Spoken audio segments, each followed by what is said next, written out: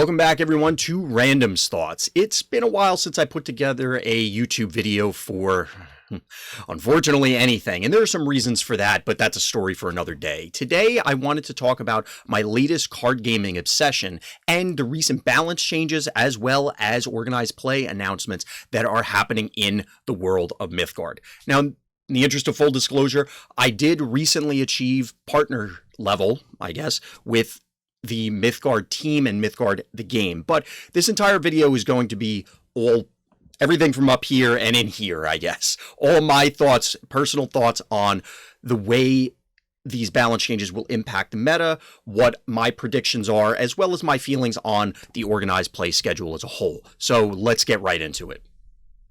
So if you are a Mythgard regular, this is probably not new news to you. However, if you're not, allow me to explain a little bit. The chart that you're seeing on screen now was announced back in 2020, and as you can see, it's the competitive roadmap for the year of 2021. Several sets of months are broken into seasons, and those seasons culminate in an open tournament. And what is an open tournament? Well, both the seasons and the tournament are going to get you qualifying points in order to compete in, well, basically Worlds at the end of the year. You can see in blue down there where it says Masters. So every few months, we're going to have one of these opens, and you only have to hit silver rank on the ladder in order to be able to compete. If you hit silver rank, then it's a cost of 1,200 in-game coins in order to sign up. And there are a bunch of details that were announced very recently about how the first open is going to shape up. Now, of course, it's going to be a Swiss bracket cut to top 8. So on March 20th, which is not too far in the future from the time of this recording, we're going to have the Swiss rounds, and then on the 27th, we're going to have the top 8 playoff. Now, there are some prizes, both in-game and out-of-game, that are up for grabs. But again, for me at least, the big deal is that it's helping you qualify for the end of year Worlds. Now, there are a couple other details that were mixed in with the actual announcement. Now, I caught it on Twitter, but of course it was in all the various social media places. So you can hit up the official Mythgard social media accounts for all of this information and confirmation of the things that I'm explaining. So aside from the prizes, as we said, it's going to be Conquest, which I'll talk about in a moment. It's going to give you qualifying points, which we've mentioned already. Top 8, as you'd expect, is going to be single elimination, so you're going to qualify essentially for day 2, air quotes, even though it's a week later, through the Swiss rounds and then play into top 8. The one interesting facet is there's a little line item that says decks may be modified for top 8, and we'll talk about that in a second. It's a very interesting detail that is going on. Now, in addition to this, there was a recent balance patch, but we're going to talk about that in the latter part of this video because it kind of is informed and also informs a lot of the things that are going on here. Now, let's spend a little bit of time talking about the actual format for this event. Now, it was announced as Conquest. Any of you digital TCG players out there are probably familiar with this, but for those who are not, basically you have to bring 3 unique decks. They can't overlap in their path, their power, and if you have cards that cross between decks, they still have to meet the unified deck building idea of, say, you can have 4 of a card. You could have 4 in one deck and 0 in the rest, 1 in 3, 2 in 2, however you want to break it up, but you can't have, say, a full play set in deck A and a full play set in deck B. So it forces players to diversify their deck builds, have a allegedly greater meta knowledge, and I'm told it's a better viewer experience. I say I'm told. The reason for that is I have competed in events similar to this, in that it's a multi-deck format. You are banning before the game even begins one of your opponent's decks, they ban one of yours, and then you have to win with the remaining 2. There are other variations of Conquest, variations on Conquest, such as Last Deck Standing and a number of other ones, but clearly we're going to be focusing on Conquest here. What are my initial thoughts? Well, I think it's fine. I think the way Mythgard stands right now, in client, in meta, without the option to sideboard, I don't think playing a single deck is a reasonable or appropriate showcase of the game. And what do I mean by that? I don't think that the game is going to be cast in the best light if you have certain matchups that line up without the opportunity to sideboard. Now, that being said, I am personally not a fan of multi-deck formats. I'm relatively vocal about it. I've mentioned it a number of times on my Twitch streams. I've said it in podcasts in the past for other games. I just don't like this setup. That being said, if you do, more power to you. It's perfectly fine and perfectly acceptable, and in no way is this going to discourage me from playing. Even if it were to turn out that throughout the entire year, including Worlds, that we would be playing this sort of format. That's fine. It does bring certain elements to the table and can influence design all the way on the back end. And I think that it should, if this is going to be the intended format. We have had rumblings that there is the potential for sideboards down the road, but that doesn't seem to really be on the horizon. It's certainly not going to be here prior to this event. It's obviously not slated for this event. So we are living in the now. We have our reality and we have to accept it.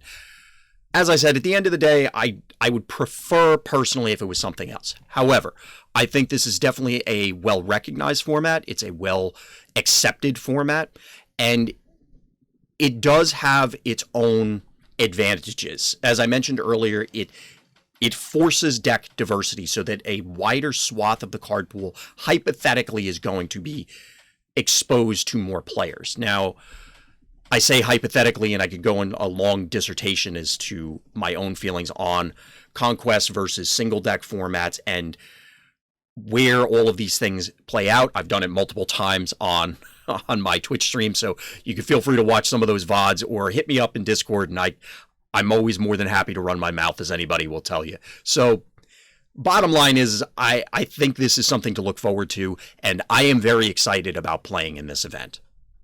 So those are my, we'll call it brief, initial thoughts on the organized play structure for Mythgard in 2021. Now, if you want more information, you can, of course, head on over to Mythgard's official site or any of their social media pages to find more information about the Conquest format, what the story is for organized play, or even just getting started in Mythgard. Now, for the rest of this video, however, we're going to dive into the balance changes that accompanied these announcements. So here's the initial preface for this section. We unfortunately, or I unfortunately, do not have the pre for these cards. We're only going to be looking at the post. I'm going to make all of the best efforts in order to try and describe what they were compared to what they are now and how I feel they're going to impact the meta and what's going to happen. Maybe make some predictions about where things are going to go for the Open. So the first card we're going to be talking about from the balance changes is, as you can see on screen, Hysterical Strength. Now, initially, this card was... yeah, this card was something. It was +3/+3. Now it's +3/+1. The costs and the gems have stayed the same, and for the most part, the too long didn't read, I guess, if that makes sense for a video, is that I think this is still going to get played, but it is going to have some significant impact. So one of the big boogeymen for the format prior to these balance changes was mono-red aggro. Now, to a lesser extent, you had other aggro decks, including red-yellow aggro. However, mono-red, I think, was at the forefront of everybody's minds. Now, it presents a number of threats and had a number of tools, including Hysterical Strength, that allowed it to do, I don't want to say unfair things, but it allowed it to push a lot of damage, be a very strong aggro deck. Here's the reason why, and why Hysterical Strength's nerf is significant. Aggro decks, and this may be a history lesson that experienced card players may not need, you're obviously trading long-term card advantage, long-term gains for the here and now, the tempo that you get by coming out of the gates guns blazing. However, generally, as games wear on, you will lose power, your opponent will take control, and then if you don't close the game out by a certain point, they have all but effectively won the game. Obviously, you will have those scenarios where you top deck either a burn card, you have some sort of evasion where you're able to eke it out, but past a certain point, the aggro strength is gone. Now, why is that? Well, most of their minions are small. Most of them are very cheap. The decks are very consistent. That's how aggro decks work. Hysterical Strength at +3/+3 allowed aggro decks, and for the most of this segment, we're going to be talking about mono red, so keep that in mind. It allowed those aggressive mono red decks to not only advance a threat on one, but then if you try to react to it as the other player, they can then eat your guy. You remove your minion by playing Hysterical Strength and the way the game works with temporary health. They will have their minion remaining and then probably advance another threat. So that instead of snowballing the other way where you would play a blocker, stop their attack, trade, maybe survive, and then move on to take down another one of their minions, they're actually building board presence, and now they have multiple threats instead of the one they just started with. This is even before you consider the fact that it allows you to push a bunch of damage. We've all probably been on one end or the other of a multiple Hysterical Strength play onto a given minion. It pushes a lot of damage. You will still have that latter option, but the former is all but gone as far as mono red decks go. Yes, there are some X2s, and by X2 I mean, say, Vulcan Firebrand, Vulcan Blade Gorger, a 2/2 for 1. That, combined with a Hysterical Strength, can punch an opposing minion, a 2-attack minion, which is likely what you're getting early in the game, and remove it and live with Hysterical Strength.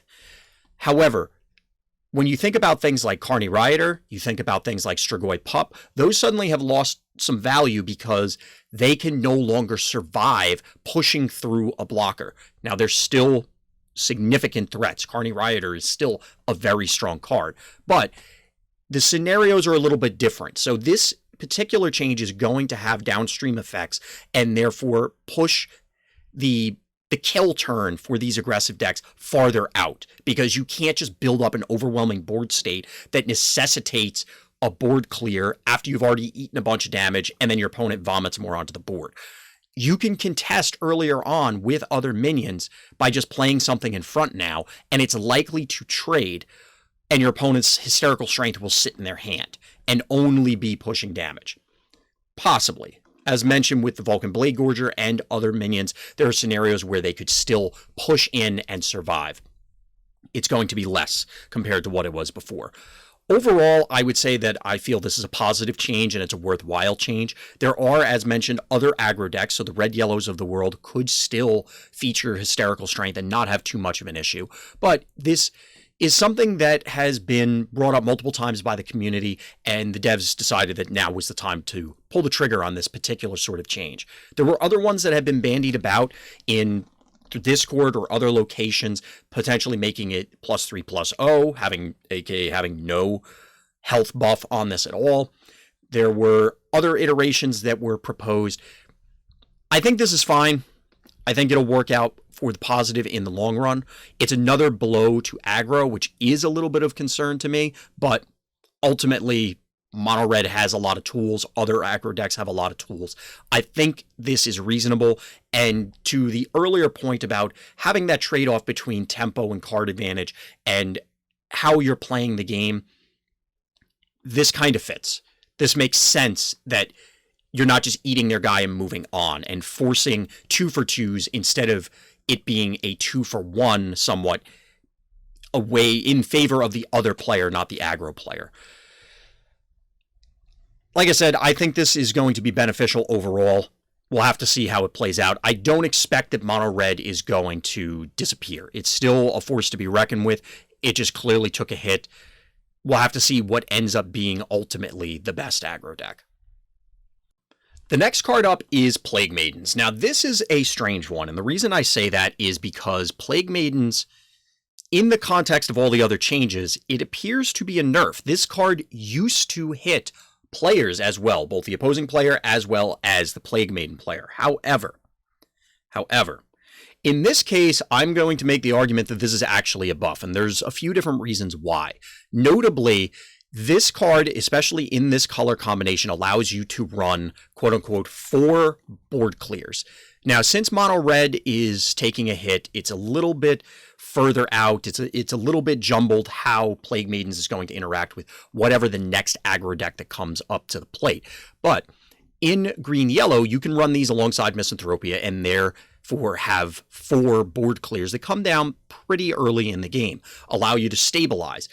The drawback previously was twofold. One, you were clearly dealing damage yourself. So although you were clearing the board and you were sort of preventing damage by eliminating their threats, not sort of, you remove their threats and you're taking some damage, but it's a smaller amount than you would have if you allowed those threats to persist. You were still taking damage, so to some extent, the aggro player could still play into this, try and continue to push damage depending on what their hand had available and what the board state was prior. They were still able to eke out a few extra damage through your own Plague Maidens and therefore close out games. That's no longer an option. So you're effectively gaining back 2 to 5 health, depending on how long the Plague Maidens actually manage to stay on the board. Secondly, and maybe more importantly, is that because you're no longer damaging yourself, you will not be damaging your artifacts. Now, you won't be damaging your opponent's artifacts either, but yellow-green Fires of Creation is kind of a thing. You may have heard of it before. Fires of Creation seems to be a common favorite among the player base. However, it often was not a great ladder deck simply because of the vulnerability to aggressive decks. This allows you to advance your artifacts and then still play Plague Maiden, because it was not uncommon, at least in my experience, that an artifact would be played. You will sustain some damage because your opponent has minions on board, but you need to advance it when you did. Then you Plague Maidens, and the Plague Maidens may wipe out your own artifact, or just make the math very complicated for ensuring that you can keep pivotal pieces on the board. Now that's no longer a concern. You can play artifacts as long as your opponent isn't going to remove them. The requirements in order to make it work are lower. You, of course, cannot now close out games directly with Plague Maidens. However, it is going to still indirectly close out games against a number of aggressive strategies or even slower strategies if you can whittle them down through a variety of other effects. Overall, I'm not sure about this one. I would think that it still should at least hit the controller. I personally liked that it was able to be a finisher in and of itself. Yes, it served multiple purposes. Yes, it ended up posing issues. I think it was a cool effect that I would have rather have seen other changes made to this card. For example, I think the regeneration should go away. I think you should be required to play Protect or other armor-granting tools in order to make it work. As it is now, you can plop it on the board on turn 4, ping everything for 1, or turn 5, hit everybody for 1 twice, and then it just goes back to full health. It's likely to then die on the follow-up turn to, say, Crucible Flares or other removal. However, it did its purpose. It served its purpose. It accomplished its goals. You're not that worried about it at that stage if you need it in those aggressive matchups. Obviously, the script flips to some extent against control decks. Like I said, I think there were other changes that could be made to this. Some of the other ones will require larger reworks. I'm okay with this change. However, I would want to keep an eye on this. It's interesting that this particular color combination seems to be the de facto control deck, which is fine. Something is going to be. Since it has 4 board clears, as we discussed, I think it puts it at the top of the heap. We'll see how this goes. We'll see how this one plays out. So this one's kind of a twofer. So Barkeep itself was not changed. Night Market was not changed. However, Powerful Ramen was changed, and it has a pretty significant change. Going from 0 cost to 1 cost, in some sense, feels simple. It feels like it's not that big of a deal. It's only a change of 1. But the jump from 0 to 1 is enormous.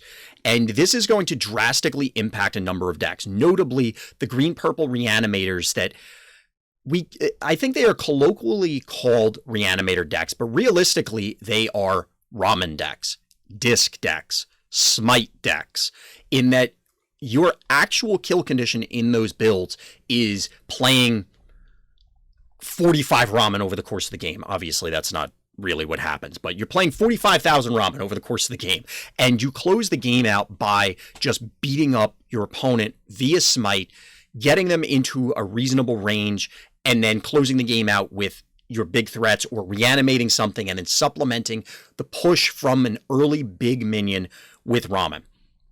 Does this kill those decks? I will openly say I have no idea. I'm not sure. A lot of the Ramen decks, in the games that I have seen, they were closed out by this Ramen, like an explosive Ramen turn. You often had 7 to 9 resources available. So I don't think it's going to be an issue of playing the Ramen. However, squeezing it into turns that you would be able to previously, or utilize the Ramen to go dig for important tools by flipping the disc to the appropriate side or getting Slayer at the appropriate time, all of that becomes much more complex now because you can't just simply curve out and then play a Ramen. For example, the Barkeep can no longer be played on 3 and then follow it up with a Ramen. Not that you necessarily would be doing that a lot, but that did come up, for example, in blue, purple, rainbow builds, which is another deck that is impacted by this change. Previously, you could play a Barkeep on turn 3, play a Ramen, and then basically draw a card at the end of turn because odds are when you foresight, you're going to find an enchantment to draw off the rainbow. Both of those decks and probably several others are going to be impacted by the Ramen changes. There are other things along the lines of, say, an item deck. I don't know if those were really there to begin with, but those also take a hit. Again, going from 0 to 1 seems like it's not that big a change, but it's pretty significant. A single mana change is potentially enormous. Again, I'm not very confident in saying that those decks are 100% dead. The reality of the matter is that in, say, the Necromantic decks, Hopeless Necromantic is still a very powerful card, and that wasn't directly nerfed. It was just indirectly nerfed due to the Ramen change. However, it will affect that deck. Your turn 4 perfect grades are still going to be very mean. Your ability to close out those games may be a little different, and that's the part where it becomes... It may add, similar to what we were talking about with Hysterical Strength, you're no longer snowballing that initial minion that survived because it no longer survives. In the same vein here, you may not be able to push that last bit of damage, and you may be losing games, leaving your opponent at 1 health when you might have gotten them previously because you missed a Ramen somewhere over the course of the game because of the additional cost. Is that bad overall? I personally felt that the disc-based decks in this fashion were unique, and it was a really cool thing to do. However, I can certainly understand anybody who came to me and said that, no, this is unfun because there's realistically no real way to interact with these. Yes, there are discard elements, the Believers, even Lookie, number of other cards that would allow you to either directly strip the Ramen from your opponent's hand or increase the cost as adding it to 1 or adding it above 1 now. It's tough to make that call. I think this is, again, a worthwhile change, probably a healthy one in the long run. Because eventually there would be a point where just pumping Ramen out is the primary game plan, and again, there isn't really a clean way to interact with these things. I think it's okay that this ended up happening. How much it's going to impact the meta, we'll see. I know I've said that multiple times, but in this case, it's tough to... The math is very complicated to begin with, and now we're adding a cost to it. So it's very hard to say exactly how many turns this now buys opponents, or how many turns this adds to finishing games out. So we'll have to see how this goes. I do think, as I said, that it's overall healthy. I can live with it. We'll move on to the next one. So this one's a little weird. We got a nerf to a card that technically doesn't exist. It's not really a card. We got a nerf on Thrall of the Trident God. Now, the Thrall used to be 2 energy instead of 3. So we've added an entire turn to this, and this is significant. The transformation from Thrall to Scylla now is much, much more difficult, especially if you do not empower the Believer. Now, is this the change that everybody was clamoring for? Because if you've been around Mythgard at all, you've had to see or participate in a Believer discussion. In fact, it's a running meme on my Twitch channel at this stage that we are legally bound to discuss Believer once a stream. Obviously not literally, but it as mentioned is a funny meme. We've talked about Believer a lot. I am on record as saying I'm okay with Believer. Clearly the Rhinos are okay with where Believer stands. When I say I am okay with it, I would not be opposed to a change. I've made the case that I think it should not be a random discard. There have been other streamers and other content creators that have made other suggestions and other comments that I can't really disagree with. One of them that was common was made by Tempest, in that if you strip away any of the powers on these cards and just straight up remove something, it's still a pretty good card. Now, the card being inherently powerful isn't necessarily bad, and I don't want to devolve this into a much larger Believer discussion. As I said, we basically talk about it every time I stream, and I'm fine talking about it. I just don't want to clutter up this particular video. Do I think this change is going to have a significant impact? Probably not. I think that what's going to happen is, yeah, you're not going to get to Scylla as often. I don't know how much that matters. It was very rare to begin with, as in, odds are these things, the Believer or the Thrall, were dealt with much quicker than Scylla could possibly come out. Will it change games? Yes, of course it will. There will be games where you would have gotten pounded by Scylla that you will no longer, because the Thrall could not transform in time and you had the ability to remove it by whatever means. However, I don't know that that really interacts directly with the complaints that most people have about Believer. And again, there have been a whole lot of suggestions. I've talked even on here about the random discard.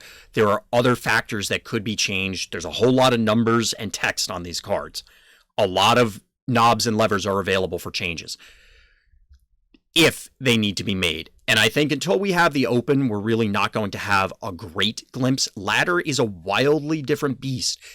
Even if we had months and months of quote-unquote competitive level data on Believer, it is different than a tournament setting. It is different from Conquest. It would be different from a single deck format. You can draw comparisons. You can kind of have data overlap, but that doesn't mean that you're actually going to get the information you need. So, where do we stand on this? I think it's fine. I don't think it's going to change a whole lot. It will impact some games, but they are probably on the lower end percentage-wise of the overall set of games that will be changed as a result of this change. Our next card up is Bol'Shoy Constructor. Now, this is the second nerf that this card has eaten. It used to, in the previous iteration, have 1 energy to start. Now it starts with 0. So we're looking at 3 full turns after it's played for it to go off. Now, in conjunction with the reduced durability, I'm not going to lie, I feel like this thing's never going to trigger anymore.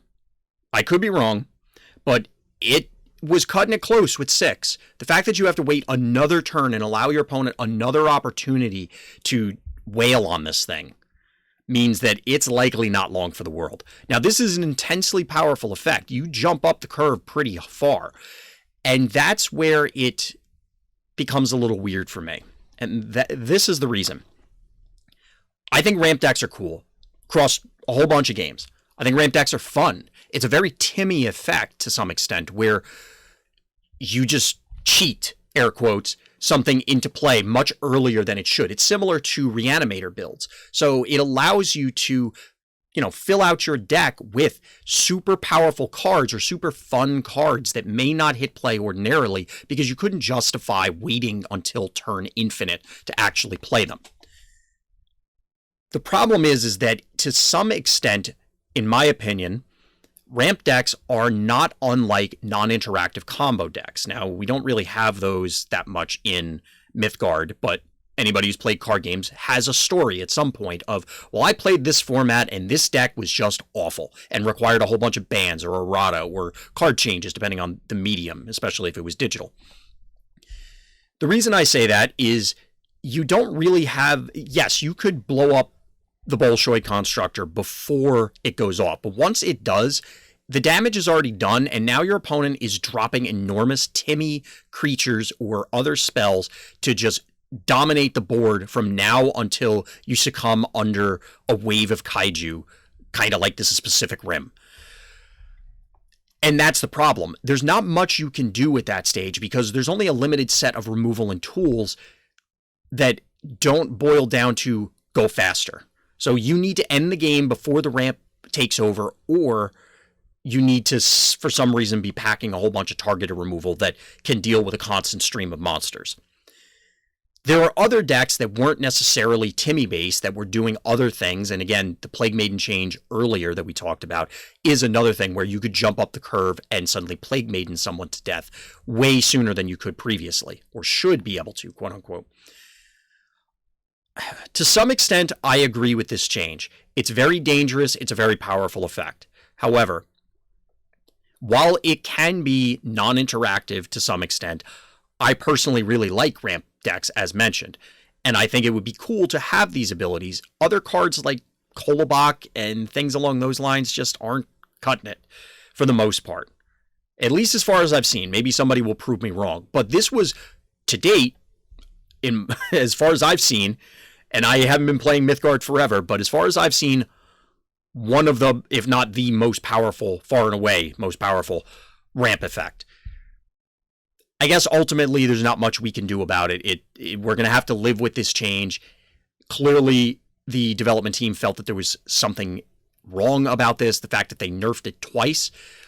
Maybe we can see a buff to it later, given that other things can be nerfed to try and shuffle this around. Maybe the archetype can be maintained, but it is a very delicate process, so I can appreciate the safety valve here and just saying, nope, you know what, we're nerfing this and we're going to see how it plays out. I'd like to see ramp be a thing, but it has to be done very carefully, and as a result, it's going to take some tweaking. So ultimately, if Bol'Shoy Constructor goes away from the competitive scene, I'm not really going to shed too many tears. Maybe one. So the last real change, and why real change, there was a troll a little bit about the horn. We don't really need to get into it, but it did, I'll admit, it caught me for a while, and I was reading the changes and then going to Mythgard Hub and looking at the card and going, I don't get it, what am I missing? And then I felt really silly when I realized it. But official real changes. We're talking about War Documentarian here. Now, this is another card that's gone through multiple iterations post-live. So initially, it only had 1 energy and was a 1/3. Then it became a 1/4 with 2 energy, and now it's back to being a 1/3 with 2 energy.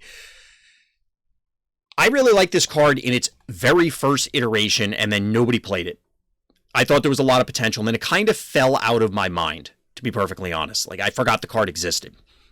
Then it got buffed to the 1/4. And because I forgot it existed, I forgot what state reparation did. And I recall specifically on stream when we were talking about the last set of changes that I kind of didn't care about the card until I reread it. It helps when you read the card, right? And when I reread it, I almost fell out of my chair because the card was bonkers. Now, this particular iteration now still seems very strong.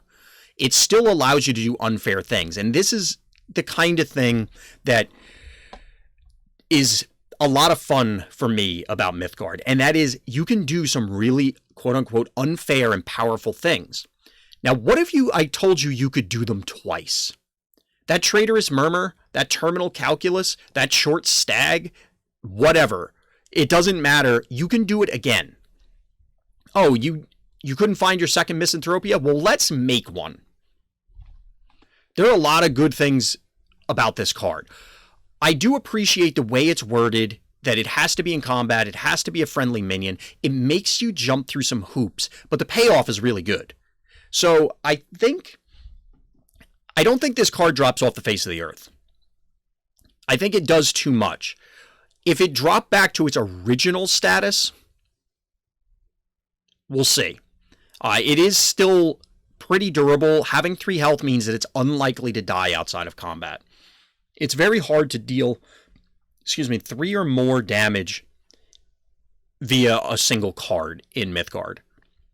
Now, it is vulnerable to green removal, ironically enough, but your ignitions, your Racer and Shadows, if you clear a path, they're not necessarily getting there without additional help, which means that this could be an X for one in the Documentarian player's favor, even before you consider the fact that maybe it already generated a state reparation. I think we're still going to see this card. I think it's definitely good that it's getting nerfed back. I think it probably needs to stay at 3 health, or otherwise you risk it'll never go off, because the existence of Believer and other X2s and smaller necessitates things like Racer and Shadow and Ignition in your decks. It would be very easy to off this without really a second thought if it went down to a 1-2. With only 1 energy, it makes it very difficult to make things happen, although you can leverage tokens, because it doesn't specifically require non-ephemeral minions to die. Overall, as I said, I still think this thing is going to make an appearance. It requires certain hoops to jump through, given that it's not quite as durable, obviously going down 1 health. Maybe we'll see a reduction in them, but I expect that you're still going to see a whole bunch of War Documentarians across the board, which maybe is telling if the card gets nerfed from its previous state and is still very much playable. Maybe that tells you something about what status it was in. So that'll kind of wrap it up for my first Mythgard video, and as I mentioned at the top, first YouTube video in a while. There were a lot of things going on, and we're expecting more news about how things are going to shape up for the rest of the year in the near future. So personally, I mentioned it earlier that I am a partner, but I love this game. I fell in love with it and then became partner, not the other way around. I've been playing a lot of it. I've been streaming a lot of it. I definitely recommend it to people. There's a promotion going on at the time of this recording where you can pick up the core set through a series of codes that you have to do a little hunting for. The first one came out from the Mythgard team directly, but the others were through a number of other channels that we can direct you to if you want to reach out, because we want to make sure that traffic is going to the individuals that are helping out the Mythgard community.